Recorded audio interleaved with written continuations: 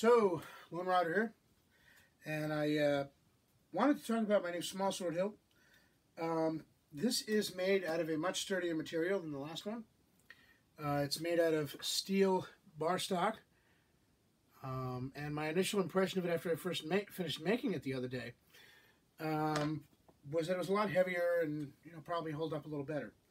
That's certainly true, especially compared to the material that the other one was made out of, which, to be fair, is probably perfectly adequate for hema small sword, because a lot of people use these what are essentially short epee blades. This is a junior epee blade. It's 32 inches long, a little longer than most small swords were historically, and a little longer than I'd like, but definitely shorter than an adult epee blade, which would be way too long for a small sword, generally speaking. And these things, they're used in sports fencing. Epee blades are used in sports fencing.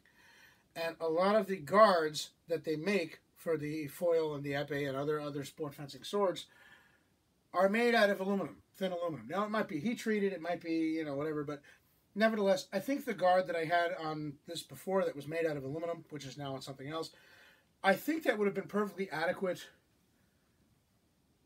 for practicing with, because, it's only going up against other swords like this. But I like having a steel one, not just for the potential of increased durability. This would allow me the opportunity to maybe try small sword against rapier, or small sword against saber, or, arming sword even, perhaps. This is a fairly thick guard made out of mild steel. The other one was very thin, and again was made out of aluminum. So this is definitely more durable. The other one would have been fine for, a small sword against a small sword, an epee blade against an epee blade, but this just is a little more durable and a little more robust and so forth. Another thing to consider is that it changed the weight. I didn't realize this. I did a few things to this since my initial video. I reshaped the knuckle bow. It stuck out too far and it wasn't bent as evenly. And I shortened the pommel, which was too long. I was going to just get a new one, but I realized I could actually just cut this off and it would leave enough of the facets on there that I'd be able to tighten it with a wrench. So there we go. I also put sort of a coin edge on this, which is appropriate. The style, generally speaking, of this hilt is based on a sword that I saw in one of Matt Easton's videos on the Scala Gladiatoria YouTube channel. He's a fencing instructor in England who also happens to be very familiar with and sell and refurbish antique swords. So he knows a lot about actual antique swords and their history. He also knows a lot about their use. And he had presented a video about small swords where he used an example of what he called a military small sword. And apparently it had some markings on the blade that would have denoted it as such. But it had a very simple yet robust all-steel hilt. And it was a small shell, very small shell actually, single shell, slightly domed, finger rings, and a knuckle bow. I think the knuckle bow had a quillion, but other than that, this is essentially the same style. It's just that because I made this out of bar stock, everything's much thicker. I made the finger rings very thin. I started with bar stock that was thicker than this, and they were cut down. Now, I did trim the knuckle guard in as much as it's thicker here, but it's narrower here and narrower down here. I think I still want to make it narrower still. I do want to leave a wider spot here, but I think I do need to narrow it down a little more. We'll see. But yeah, I'm very happy with it. And it should be more durable than the previous one, especially if used against other single-handed swords. But here's something else to consider. Like I said, it changed the weight. The point of balance on this is now here. Right here. Right in front of the guard. Previously, it had been about here. Now, what this means is it brought the point of balance back. Even though it made the sword overall more heavy, which is something else I like, it feels more like a sword and less like something built around a sport fencing blade. Even though it made the sword more heavy, it made it much more controllable because it brought the weight back here. As a given total, the overall weight is heavier than it was before, but more of it is here than here. Whereas before, the whole thing was lighter, but it balanced further out. This increased point control. And I noticed that when I was thrusting at things in the garage. I have a tennis ball hanging from the ceiling. When I was thrusting at it, it was a lot easier to hit with this than with the other hilt that was on here. Sometimes you can accomplish that by having a weight up here. Sometimes you just have a larger or heavier pommel. In this case, the weight of the hilt itself was enough. Because, you know, the other one was really thin aluminum bar stock. This is much thicker, much more substantial, and it's steel. So there you go. It handles more like a small sword should, and I'm very happy with it. So that's that. The only other thing I can think of really is that I would like to get a round pommel for it. This, again, it's a cinch stopper pommel that I cut off. It's not particular. I mean, as long as I didn't round the edges, but I did sort of take the burrs off and sand it. So, I mean, as long as I don't do a pommel strike to an unprotected head, it should be fine. These corners do look kind of, they're not sharp, but like I wouldn't want to get hit with one. So maybe a rounded one would be a better idea. But, you know, I don't know. Anyway, that was just, it was what I had. It was cheaper than getting a new pommel. So that's that. And yeah, I'm very happy with this so far. The way it handles, the way it works. I'd like to take it to the fencing club next time I go and see what folks say. The only thing is, as far as the finish of the hilt is concerned, you know, the bar stock I made it from had a patina on it, as you can see, sort of a grayish look. Where it's been cut and sanded and whatnot, it's bright steel. This is probably going to rust at some point from use, which is why I've actually been thinking about sanding it as smooth as I can, polishing it up with, you know, steel wool or something, and then after I get it as clean as I can and shiny as I can and smooth as I can, bluing it actually with you know, that stuff you get in a little bottle, like to touch up gunmetal and whatnot. And I had a bottle of that, and I actually used it to blue the blade. The blade on this was lightly blued once or twice. You can see it's very uneven. What happened is there was very little in the bottle, and I applied it with a Q-tip. So, I mean, it's really, you can tell it's not bright, shiny silver, but it definitely doesn't look like it's blued. It just kind of looks like it's tarnished, which is fine. I just wanted something different. I wanted something that wouldn't be as flashy as the silver. I think in the back of my head, I wanted that blued look because a lot of historical blades were like blue and gilt.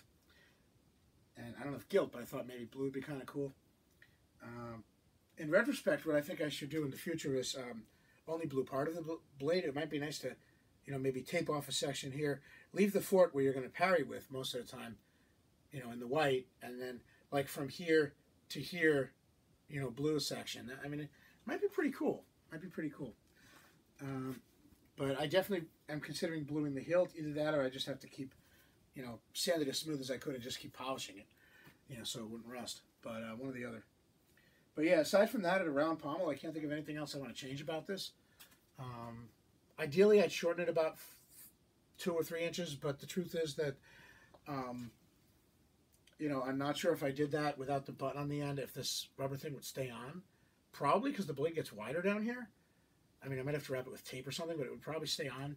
But it's just, you know, now I know that it's going to stay on and it's safe. It would be nice to have a shorter blade, because historically this really is on the extreme end of what, you know, I mean, most small swords are more closer, I think, to like 30 inches, and this at 32, this really is very long. It just feels long. It doesn't. I have a shorter one that I actually sharpened for practice, like when people do test cutting with sharp cutting swords for like test thrusting, you know, like through milk cartons and stuff, and it's just so much more light and nimble in the hand, even with a lighter hilt. Why? Because the blade's shorter. So this is heavier, and it has more of the weight back near the hilt. The other one actually balances further out, but the blade is lighter and shorter, and, you know, it's lighter as a result, and just a little more manageable. So it'd be nice if I had, you know, if this thing was cut off about there, I just think it would be that much more accurate to a small sword. But again, would the rubber button fit over the blade without the nail head tip on the end? Or would it just come off? I don't know. So anyway, that's a more in-depth look at the new steel hilt, and I'm very happy with it. This winter, I think there's supposed to be a big gathering. I think last time the fencing club had some people in from out of state, and I think they may do the same thing this year. So they were talking about one guy coming to do a small sword class, and I said, "Oh, good, I'll bring all my small swords." Well, I mean, not the sharp one, because that would be pointless. There's nothing to poke there. But you know, certainly the two practice ones. This, and I have another one, which I actually have to put back together. The hilt's kind of in pieces right now, but yeah, the idea is to have two of these. I may have to use the old hilt for the other one or something else, because it took almost all morning to make this out of steel. It wasn't that arduous. I just had to measure, you know, how much I wanted. If these were straight, because they're curved, and it was trying to imagine how long it would be straight, and then cut that at a bar stock, and then cut it down. You know, the knuckle bow was pretty straightforward. It was just a piece, and I just took a little bit out here and here to make it narrower, and then drilled the holes. The finger rings were kind of complicated because it ended up looking like a propeller. It was wide in the middle where the blade, where the tang went through, and then it narrowed down on either side. And I was trying to keep it symmetrical because, you know, there's a hole in the middle, in the center. The hole has to be centered this way and this way, and I didn't want it to be like lopsided. And it's still not perfect. You'll notice one of these, there's more of a curve here than there is here. This has a slope and then a curve. This is a more gradual curve. Ideally, they both be symmetrical. But I put the curves in these by literally bending in a device, so it cut me some fracking slack. And the truth is, it's probably going to get dinged up a little bit when using it anyway. Although I don't think buy another small sword, and I'll tell you why. This rapier is a lot heavier than a small sword. Ow. Nicked my thumb with one of those. Nothing wrong with this blade, but more importantly, nothing wrong with this either. There's one little teeny tiny spot where there's a scratch, literally a scratch on the edge. And the only reason I know it's there is because it's brighter than the surrounding metal, the bare metal that I had been sanding earlier this morning. So yeah, if a heavy rapier blade isn't going to do anything to it, I'm pretty sure another small sword type blade won't. You know, something like this.